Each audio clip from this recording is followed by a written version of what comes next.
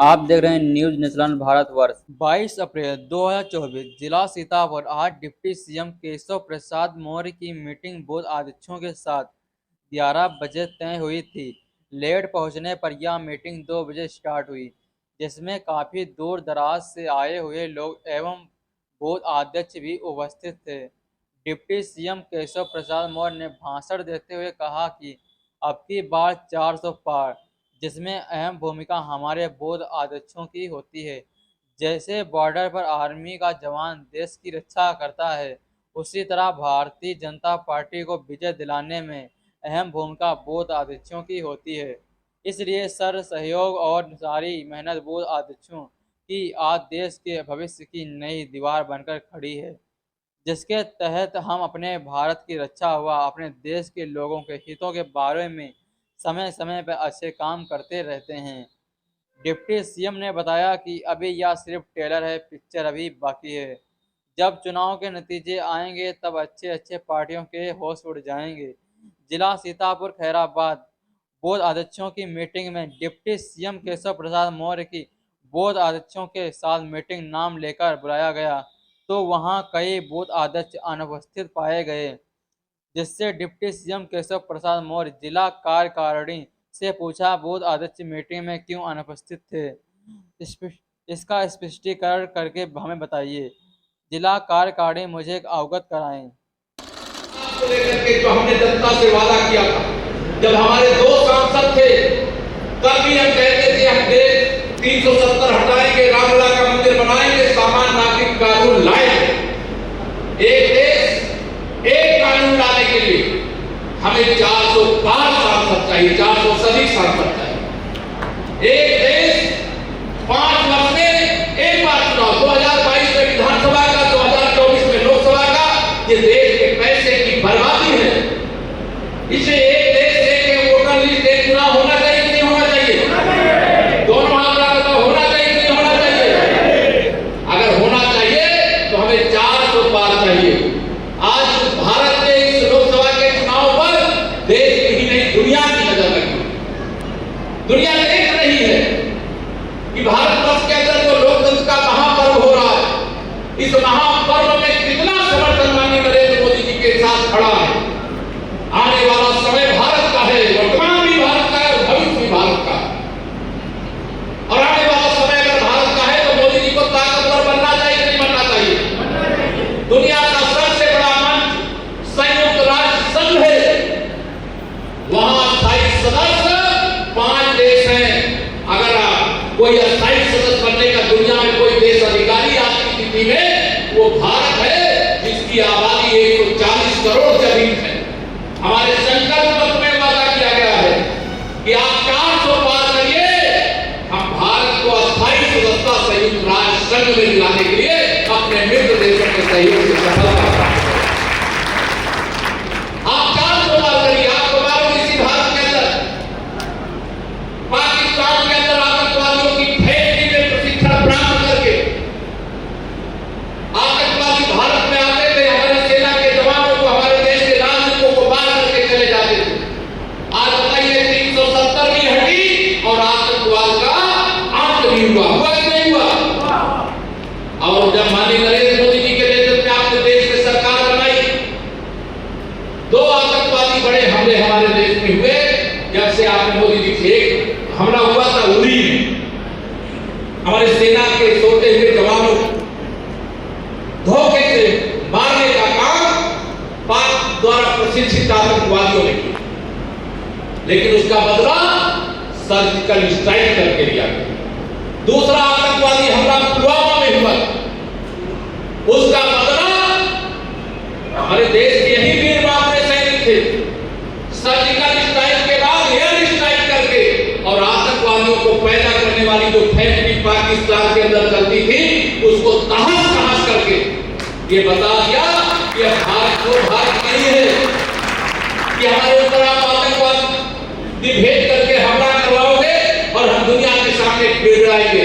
हम किसी को आंख दिखाएंगे नहीं, लेकिन अगर किसी ने भारत को छेड़ा तो उसको छोड़ेंगे नहीं, यह बताने का साहस 56 इंच के सीने वाले माननीय नरेंद्र मोदी जी को आपने किया। कैसे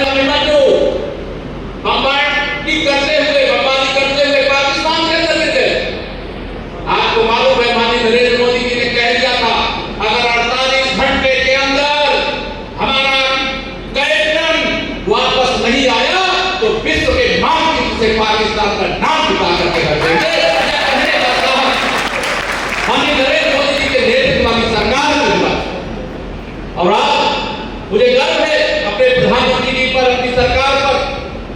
संसद में खड़े होकर के जब कांग्रेस की ओर से, विपक्ष की ओर से सवाल आया कि आप जम्मू कश्मीर से 370 को हटा रहे हो, लेकिन पाकिस्तान के कब्जे वाले कश्मीर के बारे में क्या कहना है, तो हमारे गृह मंत्री जी ने संसद में कहा था, सांसद जी वहां पर थे, पाकिस्तान के कब्जे वाला कश्मीर भी हमारा है, जब तक वहां तिरंगा नहीं फहरा देंगे तब तक चैन। चीन भी दुनिया में दादागिरी करता था, तो भारत से भी मोदी जी की सरकार आने के बाद दादागिरी करने की कोशिश किया गालवान घाटी पर। आप में से कई लोगों ने वीडियो देखा होगा सोशल मीडिया पर, हमारे भारत के वीर मातरे सैनिकों ने चीन के सैनिकों को गालवान घाटी पर पटक पटक करके मारा था, छाती चौड़ी हो गई, कमर का बटन दबाना था। हम लोग गरीबी के संकट से जूझते हुए राजनीति के इस मुकाम पर पहुंचे, दृष्टि से ऐतिहासिक। आप सब कार्यकर्ताओं की ताकत हनुमान जी की तरह है। जैसे राम काज की नहीं मिला वही कहां विश्राम हनुमान जी की ये चौपाई कही जाती है, वैसे राज्य काज की नहीं मिला, पार्टी का काम की नहीं मिला, वो ही कहां विश्राम, ये भारतीय जनता पार्टी के बूथ अध्यक्षों के बारे में कहा जाता है। मैं आप सभी कार्यकर्ताओं 2024 के इस लोकसभा चुनाव में सीतापुर का मतदान 13 मई को होगा। आप 2014 का लोकसभा चुनाव यहां से आदरणीय सांसद राजेश वर्मा जी को जिता करके भिजवा चुके। 2019 का लोकसभा चुनाव सपा और बसपा के गठबंधन के बाद भी आपने जिता करके भिजवाने का काम किया, इसके लिए भी मैं आपका अभिनंदन करता हूं। लेकिन 2024 में तो सामने कोई मैदान में ही दिखाई नहीं दे रहा। इस गर्मी में भी विपक्ष ठंडा पड़ गया। अब केवल सीतापुर में नहीं ठंडा पड़ गया, पूरे हिंदुस्तान में ठंडा पड़ गया। ये बयान वीर है, जब सत्ता में थे तब कुछ किया नहीं, और जब सत्ता से बेदखल हो गए तो सब करने का वादा कर रहे कि हम ये करेंगे, हम ये करेंगे, हम ये करेंगे। तुम्हारा इतिहास देश की जनता जानती है, प्रदेश की जनता जानती है, और जो नहीं जानती है तो भारतीय जनता पार्टी का हमारा बूथ अध्यक्ष और हमारे बूथ से लेकर के जिले तक के अध्यक्ष मिल करके आवाज जन जन को बताएंगे। ऐतिहासिक आप सब कार्यकर्ताओं की ताकत हनुमान जी की तरह है। जैसे राम काज की नहीं मिला वही कहां विश्राम हनुमान जी की ये चौपाई कही जाती है, वैसे राज्य काज की नहीं मिला, पार्टी का काम की नहीं मिला, वो ही कहां विश्राम, ये भारतीय जनता पार्टी के बूथ अध्यक्षों के बारे में कहा जाता है। मैं आप सभी कार्यकर्ताओं 2024 के इस लोकसभा चुनाव में सीतापुर का मतदान 13 मई को होगा। आप 2014 का लोकसभा चुनाव यहां से आदरणीय सांसद राजेश वर्मा जी को जिता करके भिजवा चुके। 2019 का लोकसभा चुनाव सपा और बसपा के गठबंधन के बाद भी आपने जिता करके भिजवाने का काम किया, इसके लिए भी मैं आपका अभिनंदन करता हूं। लेकिन 2024 में तो सामने कोई मैदान में ही दिखाई नहीं दे रहा। इस गर्मी में भी विपक्ष ठंडा पड़ गया। अब केवल सीतापुर में नहीं ठंडा पड़ गया, पूरे हिंदुस्तान में ठंडा पड़ गया।